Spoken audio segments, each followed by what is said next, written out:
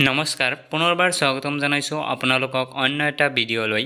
আজি ভিডিঅ'ত যি ৩২,০০০ৰো অধিক নতুন পদ মুকলি কৰা হ'ব তাৰ লিখিত পৰীক্ষাৰ সহায়ক হোৱাকৈ আজি কেইটামান প্ৰিভিয়াছ কুৱেশ্যনৰ আলোচনা কৰিম। গতিকে বলক ভিডিঅ'টো আৰম্ভ কৰোঁ।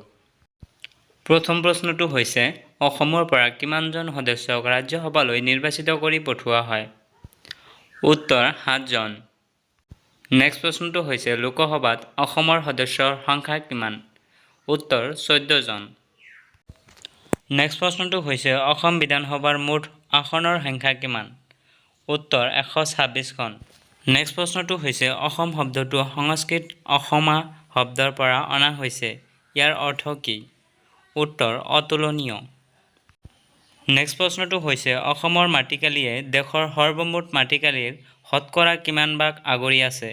উত্তৰ 2.39%। নেক্সট প্ৰশ্নটো হৈছে বদৰপুৰ উত্তৰ-পূব ৰেলৱেৰ এটা বৃহৎ জংচন। ই অসমৰ কোনখন জিলাত অৱস্থিত? উত্তৰ কৰিমগঞ্জ জিলাত অৱস্থিত।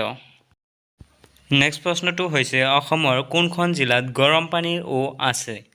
উত্তৰ গোলাঘাট জিলাত আছে। নেক্সট প্ৰশ্নটো হৈছে অসমৰ জাতীয় প্ৰতীক কি? উত্তৰ এশিঙীয়া গড়। নেক্সট প্ৰশ্নটো হৈছে অসমৰ জাতীয় সংগীতটোৰ নাম কি আৰু ইয়াৰ ৰচক কোন? উত্তৰ অ মোৰ আপোনাৰ দেশ, ৰচক লক্ষ্মীনাথ বেজবৰুৱা। নেক্সট প্ৰশ্নটো হৈছে ২০০১ চনৰ লোকপিয়ল অনুসৰি অসমত মহিলাৰ আৰু পুৰুষৰ জনসংখ্যাৰ শতকৰা হাৰ কিমান?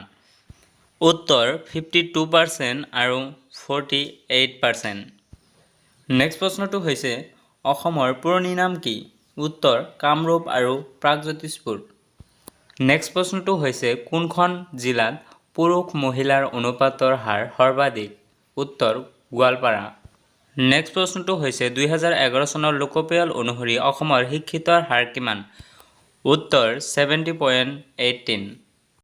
নেক্সট প্ৰশ্নটো হৈছে ২০০১ চনৰ পৰা ২০১১ চনৰ ভিতৰত অসমত জনসংখ্যা বৃদ্ধিৰ শতকৰা হাৰ কিমান? উত্তৰ 16.93। নেক্সট প্ৰশ্নটো হৈছে ২০১১ চনৰ লোকপিয়লৰ সমীক্ষা অনুসৰি অসমৰ ভিতৰত সৰ্বাধিক জনসংখ্যা থকা জিলাখনৰ নাম কি? উত্তৰ নোয়াগাঁও। নেক্সট প্ৰশ্নটো হৈছে ২০১১ চনৰ লোকপিয়ল অনুসৰি অসমৰ মুঠ জনসংখ্যা কিমান? উত্তৰ 3,11,69,272 জন।